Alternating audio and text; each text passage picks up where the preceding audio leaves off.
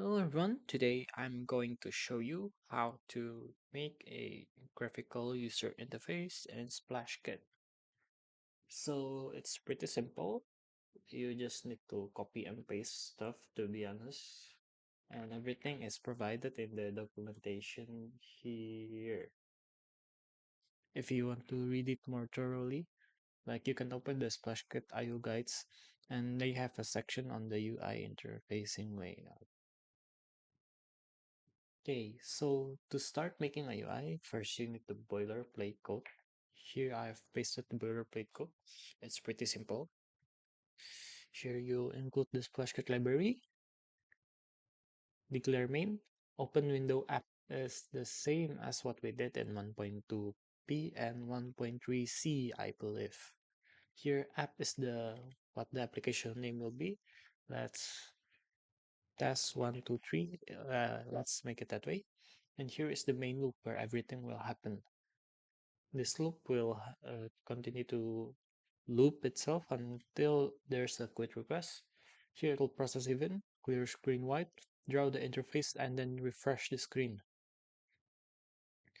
Draw interface will be necessary to make the UI component, and then refresh screen will basically set the refresh rate.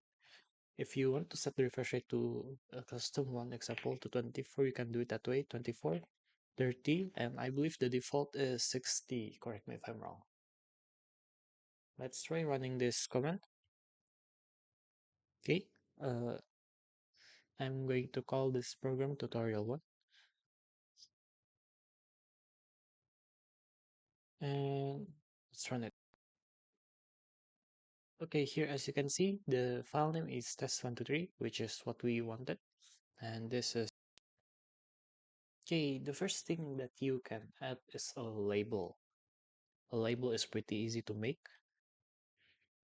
Let's change this to label and call the label function.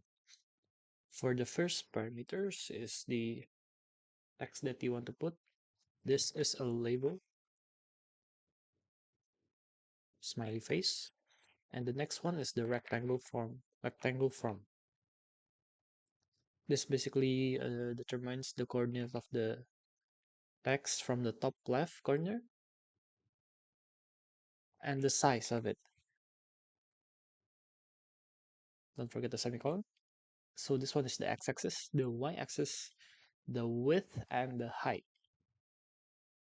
Okay, let's try running it.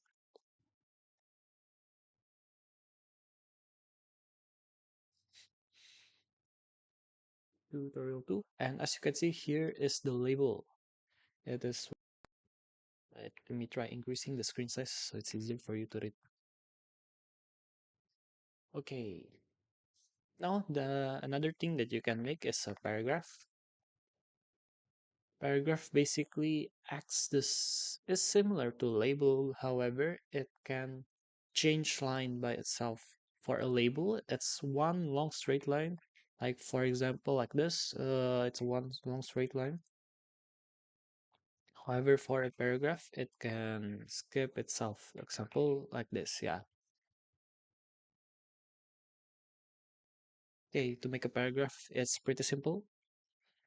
Let's try copying the same thing and changing this to paragraph. Okay, here I have a sample text, a lorem ipsum text. When putting the text, you make sure you put it outside the main loop.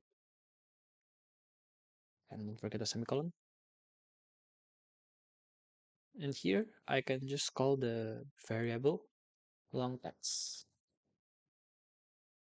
To prevent it overlapping, let's change the width to the y-axis to 30. No, that's 40. And let's see what will happen.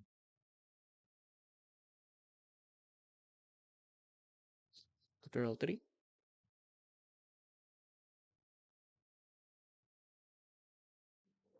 Oh, here, as you can see, this is the label and this is the paragraph. Instead of doing one long straight line, it folds down and extend to many lines. Let's see what will happen if I turn this into a paragraph. You will be able to see the difference.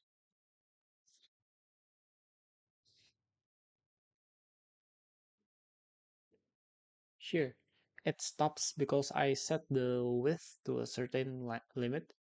It stops showing and it's one long straight line. It doesn't it doesn't go down. Okay, so I hope you understand what does a paragraph do. Okay, another thing that you can make is a button. For a button, it's also the same.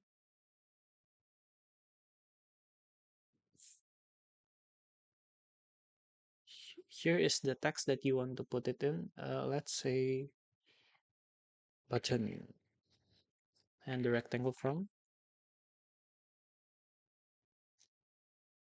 Let's change the x-axis to, let's say, 300 with the height of 10. The size will be okay, like this.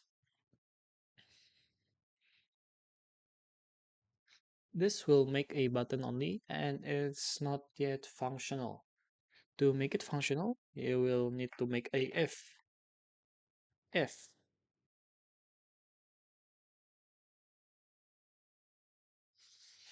Here, let's say we make a right line. Mm, let's make it right button press.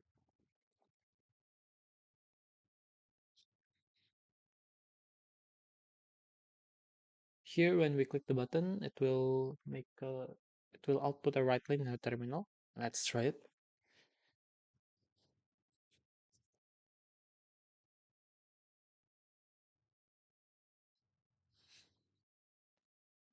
Oh, here is the button, and here's the terminal. Let's see if it works. Oh, so you can see when I press the button is pressed. There you go. That is the button, the third component. Okay, the other thing that you can do is a text box. Text box is also pretty easy to make. Here you need to declare a variable first. No, outside here, you string user input. And here, let's set it to null first. To empty, I mean. Here you can make a text box called the function. And set the user input again. And the rectangle from after that. 300, and let's make the height into 40 with the, let's make it 224, and the close one. Okay, and here let's make another paragraph to show what we have typed.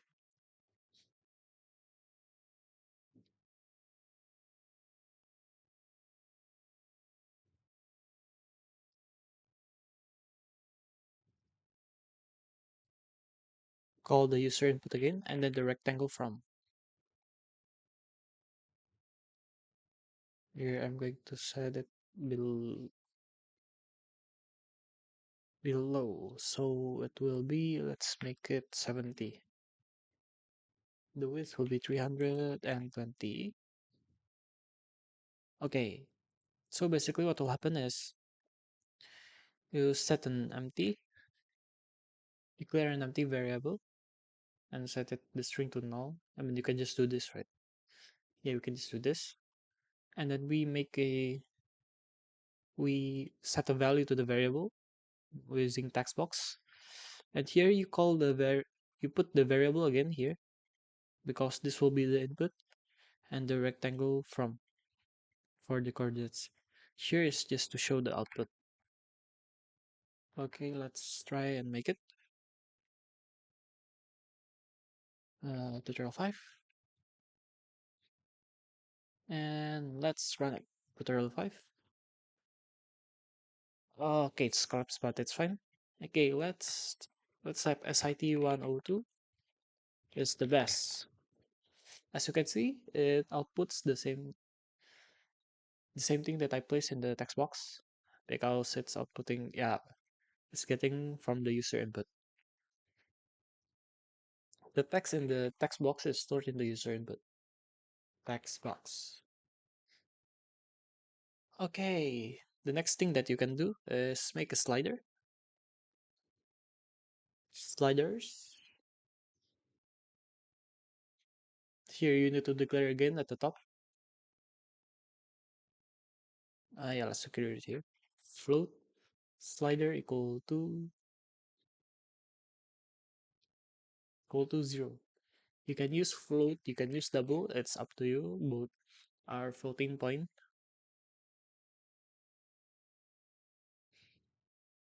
And then here, you do the same thing as the text box. Wait, no, my bad. Slider. I was reading the notes, sorry. And we call the slider again. Now let's make it different than the sliders so it doesn't interfere. And then this we call sliders again and we put the range. Let's make it from 0 to 100. And we put the rectangle from 300. Yeah, let's make it 100. And width will be 230 and height 30. Let's try to run it. Where is it? Okay. It's tutorial 6. Tutorial 6. Here is the slider. As you can see, it's from 0 to 100. If you want to print the value too, you can also do that. Let's just copy this to be quick. Slider. Ooh. And here change it to sliders.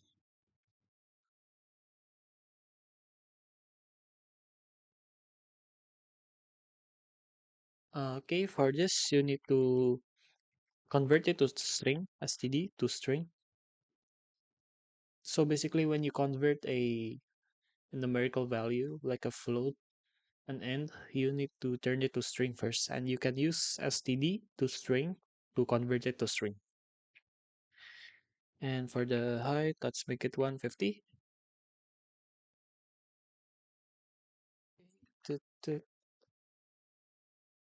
And let's see. Here, as you can see, here's the slider, and here's the value. It's working.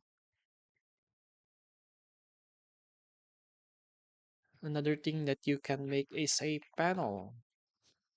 Basically, panel is I call it a virtual window inside the window. Yeah, I call it that. It is used to, you could use it to organize the UIs and stuff. To do that, you make an if statement, if start panel, and then here you put the panel name. Let's call it panel test. And here, rectangle from, as usual.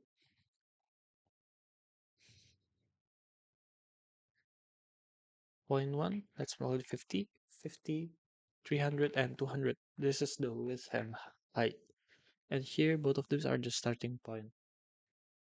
Let's make a label. There's for here, using rectangle from is optional. You don't need to use rectangle from because it will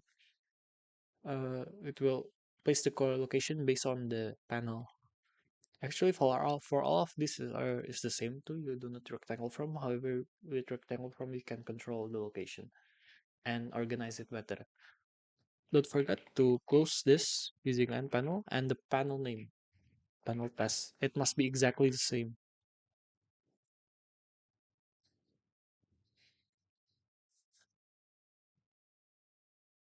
Okay, let's try it.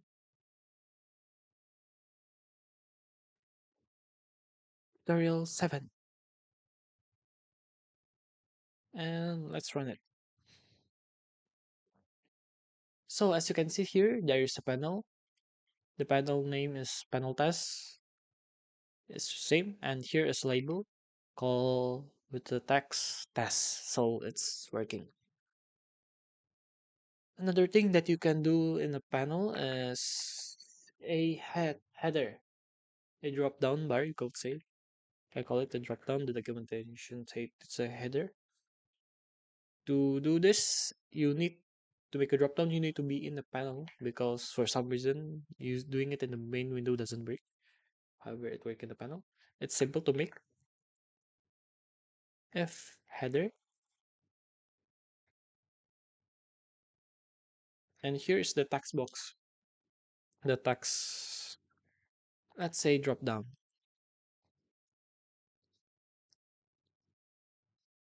and here is the thing that you want to put. Let's say label drop, and then another I want to make a little button,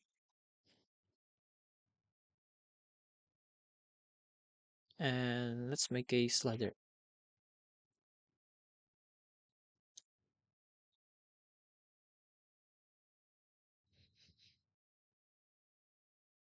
Let's see if it will connect with the one on top.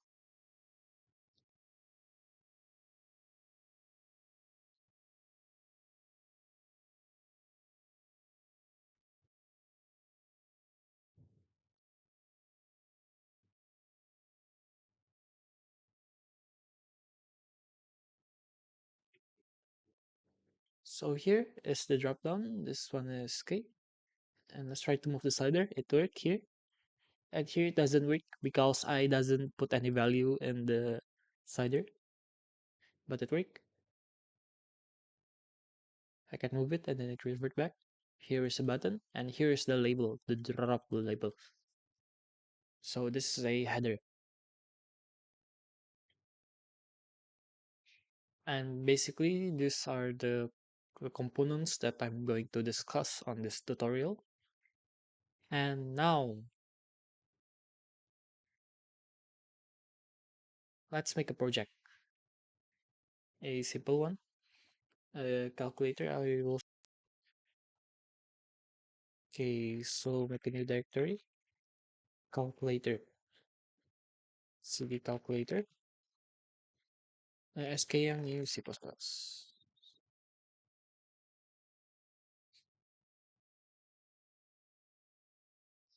Here I'm going to copy the boiler code again. The boilerplate. And let's call it calculator.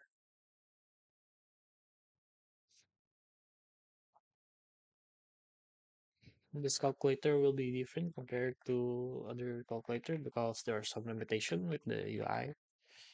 And let's just make it quickly.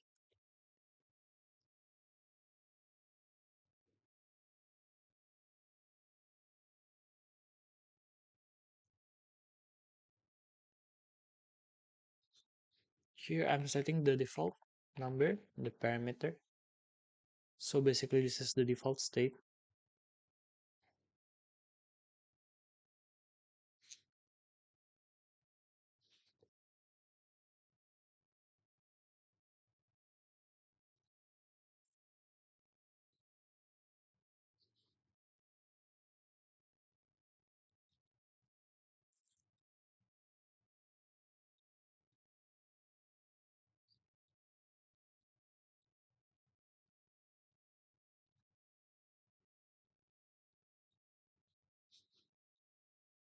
So basically here are the parameters and the default state.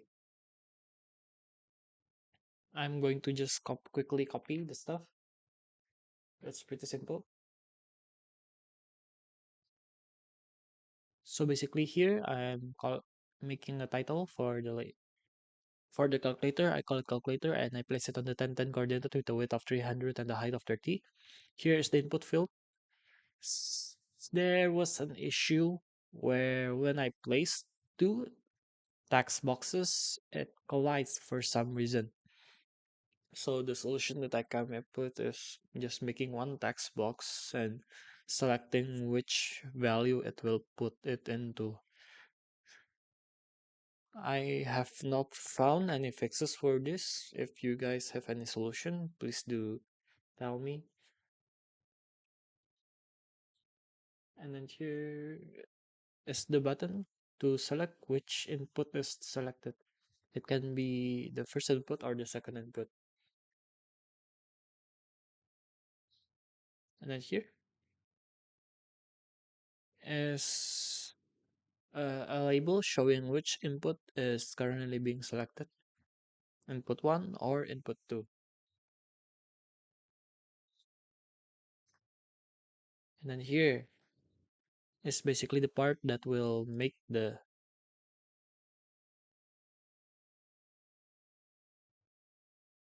oh yeah, by selecting the arithmetic operation. It can be addition, subtraction, uh, division and multiplication. Division, multiplication, yes. Wait, did I forget to declare a result? Wait, let me see.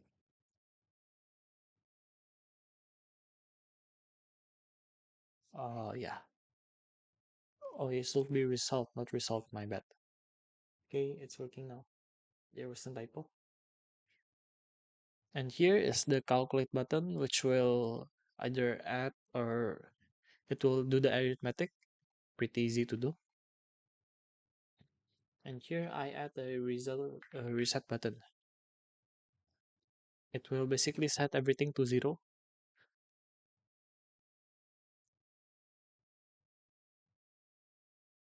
And the last thing is to display the equation so the user can see what they are doing.